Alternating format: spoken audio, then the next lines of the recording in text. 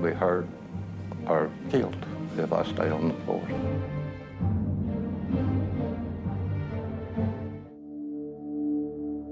When Charles Whitman arrived on campus, he headed to the university's clock tower, a local landmark built in the 1930s.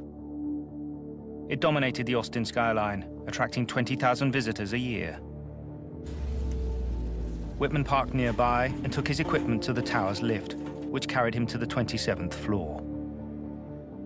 Below on the campus, students and staff walked around as normal.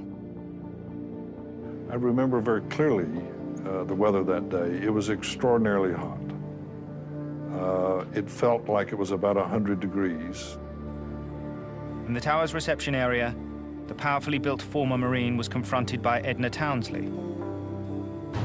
She was a divorced mother of two who was filling in as a receptionist on her day off. Probably because she recognized him, because he had been up there before, and she knew he was a student and not a university employee or a repairman. He just attacked her immediately, and he chased her down and just beat her on the back of the head to the point where it almost destroyed her skull. Minutes later, after he had barricaded the entrance to the reception area, a family of 6 bounded up the stairs to take in the view. As they attempted to jump the barricade, Whitman fired his sawn-off shotgun. 14-year-old Mark Gabor and his aunt, Margaret Lamport, were killed instantly. 18-year-old Mike Gabor lay bleeding on the stairs, while the others fled to the floor below. It was 11:43 a.m. when Charles Whitman walked out onto the observation deck. He took his footlocker and placed it on the western side of the deck, and then went back and took the dolly and wedged it against the only door that you could use to get out onto the deck.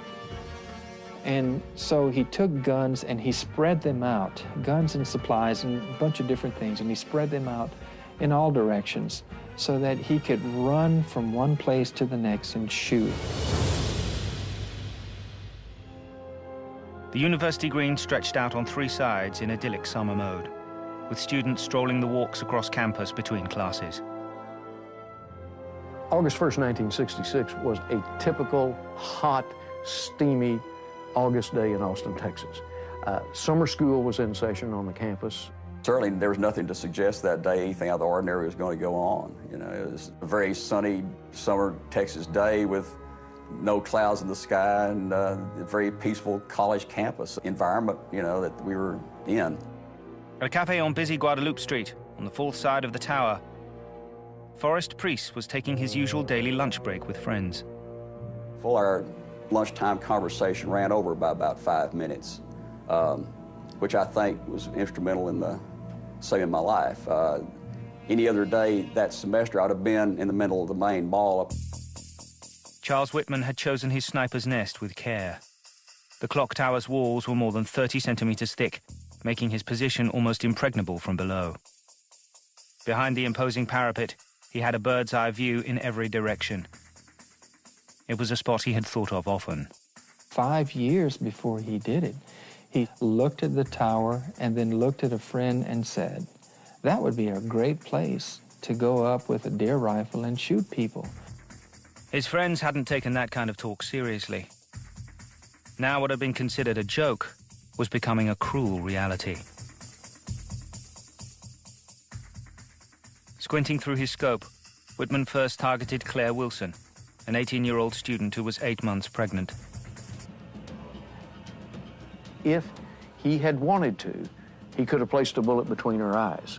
But instead, he went down the body and zeroed in and focused on a fetus and killed an unborn baby as his first target.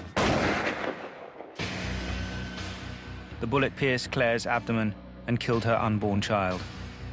As she fell, her boyfriend, Thomas Ekman, bent down to help her. He was shot as well and died instantly. Claire was left bleeding on the ground, but she survived.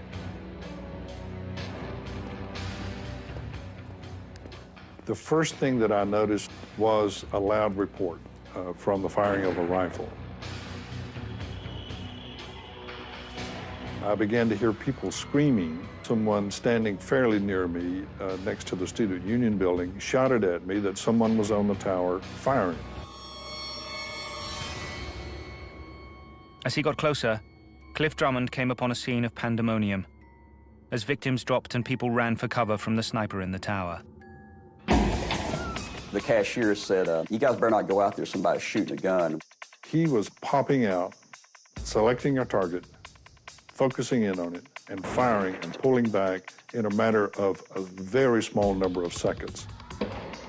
This was not the act of a person who didn't know what he was doing. It's the act of someone who is preparing for, in his own mind, a war.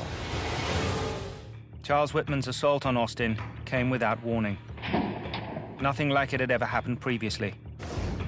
There had been many mass murders in America, but their drama had been played out in private. Never before had a gunman taken aim on complete strangers in a public place and methodically gunned them down. The thing that stopped everyone and made them probably more of a target than they would have been normally, they couldn't believe what was happening. They froze and they looked up at that tower. What's going on here? And then wham, they're hit. Robert Boyer, a professor of mathematics who was due to take a position at Liverpool University in the autumn, lay dead on the South Mall. You have a man on top of complications that are pretty bad. Need an ambulance here. Thomas Ashton, who was attending a course before starting volunteer work in Iran, lay mortally wounded. 4 minutes after Whitman opened fire, Austin police started to arrive. We've got a shooting. I don't know the details as yet, but we got all the units going out there. This subject on tower with a rifle. More than 100 city policemen, the Highway Patrol, and Texas Rangers began to converge on the campus.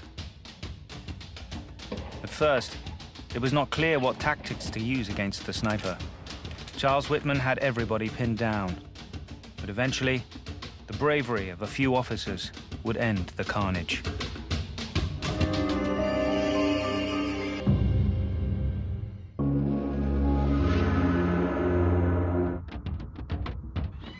In August 1966, gunfire from the top of the clock tower on the campus of the University of Texas had law enforcement officers and the university population running for cover. One of the first City of Austin policemen to arrive was Houston McCoy. I looked up there, and on the north end there was one shot. Then right in the middle there was a shot, and then on the south end there was a shot. Whitman had positioned weapons on every side of the tower, shooting from east, west, north, and south. He gave the impression that there was more than one sniper. I thought there was at least 3 of them right there, you know. It was a time of uncertainty in America. The thing that hit my mind that with all these political factions going on and everybody saying there's going to rebel against America and all this stuff, and just thought that this might be the time the revolution had started, you know. Radio reporter Neil Spelse was one of the first newsmen on the scene. You know, as you drive up to the campus, you hear sirens, you hear bullets, you see people running, you see people screaming, and so I started broadcasting right away. This is Neil Spelson, Red Rover, on the University of Texas campus. This is a warning to the citizens of Austin. Stay away from the university area. Traffic is now converging on this area, and there is a sniper on the university tower firing at will. Patrol Officer Jerry Day responded to the emergency shortly after the shooting began. And the first thing I saw was 2 young ladies about 17, and they were shot down. One of them apparently was still alive, was in terrible shape. Her whole chest was blown out. He is definitely under the clock on the south side, and police are returning the fire at the sniper. There's no report as to who this man may be, or what he's doing up there, or what prompted this apparent madness. I just knew I had to do something. I mean, you see those bodies laying everywhere, and this got to be stopped. As the bloodshed continued, people risked their lives to try and rescue the wounded and dying. Grant, how many have you gone out to rescue? Today, 2. What did you have to do? Run hard and keep low. Did you have any trouble getting them up, or did any shots come close to you while you were out there? No shots came close to me. Just the last one. He was dead. He was dead weight. He was a little hard to pick up, too limp. Not like someone who's knocked out. How many have you seen that are dead today? Just one. I hope not anymore. Cliff Drummond spotted one victim slumped against a parking meter. Not moving at all, and it was clear that there was some blood around his face and neck. He and another student made a dash into the line of fire to help him. We took off, and it was then that, without hearing any shots, I had a very definite understanding that the pavement was exploding around us. We picked this young man up, who had obviously been shot in either the throat or in the mouth, and a car came racing down the drag, saw that we were there, and it screeched to a stop. They opened the back, we picked the young car, and they roared off south down the drag.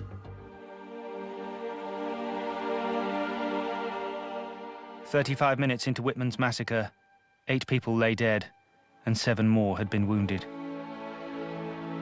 This was a huge scale that was unfolding before us, and it was real and it was deadly. There were a lot of people down, a lot of people that we knew were dead. We didn't have any idea how many, and a lot of blood in a lot of places.